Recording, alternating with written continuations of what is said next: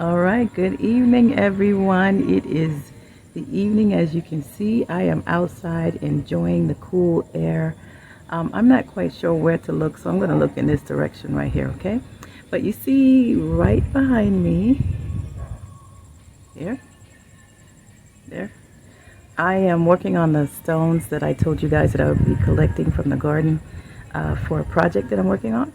All right, getting a rental together, and it's cooler for me to do this at night, so I'm just outside here actually going through these, and I hope everyone is fine.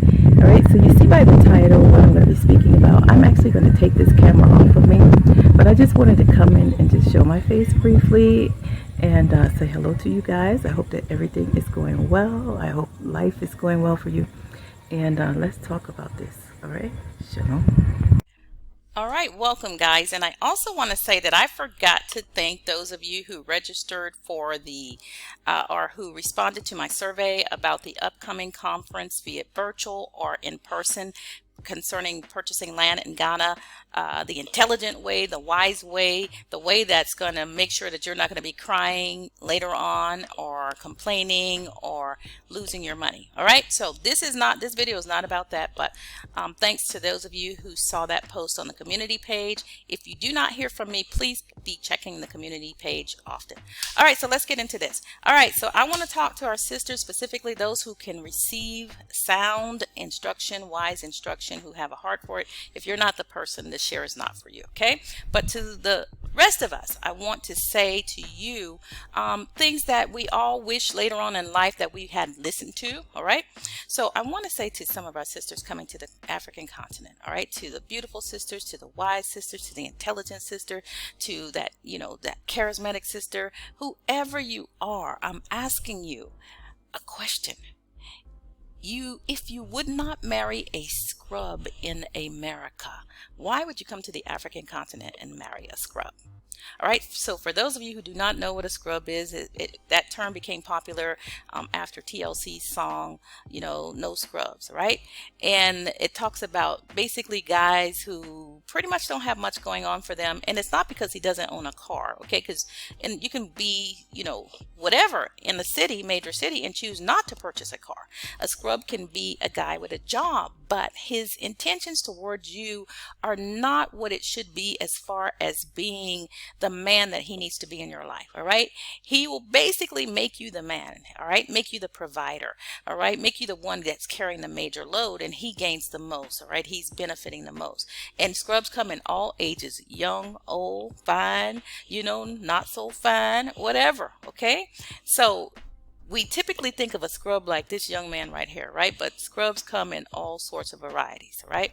So I'm asking our sisters, why are some of us, many other women, coming and getting with African men who basically cannot care for you as a wife? All right, and yes, is it about money? Yeah, money plays a major role in marriages. In America, we all know the stresses that people go through in marriages due to money, but it's not the only thing. Someone who intellectually cannot carry you, someone who can't flow with you, someone you're not taking the time to see if they can learn to flow with you. All right, it's not just about you learning their culture, but it's about them learning you too and finding out the things that you like. All right, and so my concern is we see a lot of sisters and even parents giving their daughters to men who basically they will have to put on their tax return as a dependent because they can't care for their daughter. All right, and that's going to cause a lot of frustration. And you think if you help him get on his feet and do so many things that he's going to appreciate you in the end. Unfortunately, a lot of those men do not appreciate you. They end up resenting you, all right, because they want to feel like I've done this, I'm the man, so on and so forth.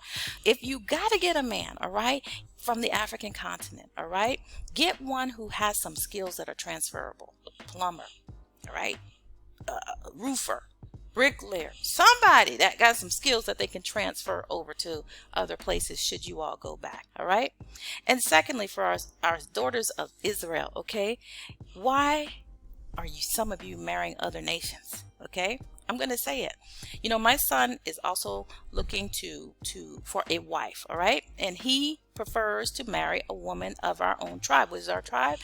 Judah, Benjamin, Israel scattered to the four corners of the earth, some of Levi mixed in there too, that's on the continent here, Africa, or off back in America. His particular job in America, he did not meet a lot of sisters. Okay, it's mainly a lot of white women that he would meet in his profession. All right, those sisters that he did meet were usually married. All right, or older than he was. Okay, so COVID has had an impact. You see the screen has frozen here. Just hang in with me. COVID has had a great impact on a lot of relationships and people meeting other people. Okay, and so we understand that a lot of people may feel pressured because they feel like, man, I'm at least 3 years behind, you know, in meeting a mate because of COVID, and so on and so forth. But that is not a reason for you to press in and marry some man you met at Afrochella. All right. Do you know that a lot of them are stalking our sisters, okay? Looking for a year return girl, looking for somebody they can meet at some of these special events, Wakanda and all kind of crazy things that they're planning, and to basically generate more income from us, all right? I believe in tourism. I just don't believe in taking advantage of our experience, all right, just to gain financial wealth for yourself and not really giving us anything in return, anything of substance. So sisters, don't make the situation worse by getting with some of these men. Some of you are getting with Sakawa Boys. You don't even know what a Sakawa boy or a Yahoo boy. People who are willing to do all sorts of witchcraft, ritual acts to attract women like you, to sleep with you, to take your panties, all right? You think in America, you know, they take their panties. Ooh, girl, I want to hold your panties. You know, this is getting adult, all right? But they take those same panties here on the continent and they put them on altars, right? And jack your life up and pull your wealth to them. So you have to be careful. You have to be wise. All right, sisters, be prayerful. If you are a daughter of, you know, of the word, be prayerful, be watchful. Don't be desperate, and don't settle. Please know that no African family of substance or opportunity or, you know, wealth, or even in the U.S. is just going to give their daughters or their sons to just anyone just because you are American citizens. All right, especially if they have some, you know, some sort of substance, or, and when I say substance, I mean financial substance or opportunities are equal to you. All right, so why are you coming here and settling? And I do mean settling for people that you have to carry. I understand that financially you may have more than they have. Okay, this is not a gold digger speech. This is just the facts. But at the end of the day, you and your parents, some of you, are going to have to be carrying these men. I know of a young lady right now, or young woman younger than me. She came to Africa because I came to Africa. My sister came to Africa, and she was a friend of my sister's, and she ended up marrying a guy. Even though we advised her, they swept her off the feet. The family basically kidnapped her almost, because she went to visit them, and they sent her to Ghana, made sure she got married to their brother in less than a month, pregnant in 2 months, and then sent her back to America, only to call him back. When he did come back, he stayed. He lucked out, if that's the word I can use, luck. He was blessed with a wonderful family, a family of means and substance and godly family, a virgin wife. And this boy, did he appreciate it? No. He ended up leaving her after he got education, after he got free housing, after he got training on the father's job. He ended up going to move up north with his brother, who was already here, the one who rushed her off to Ghana, and brought back from Ghana a woman who was waiting in the dugout all that time. So sisters, be wise. All right, sometimes entire families will conspire together for the benefit of the entire family. And if that means deceiving you, they will. All right. But that's another subject, and I've already spoken on it. But many, my main point is, are getting with scrubs. Guys who just hanging around. They got a lot of time because they don't have no job. They won't go out there and do any kind of work. They won't push a cart. They won't pick up plastic. They won't do anything but sit around.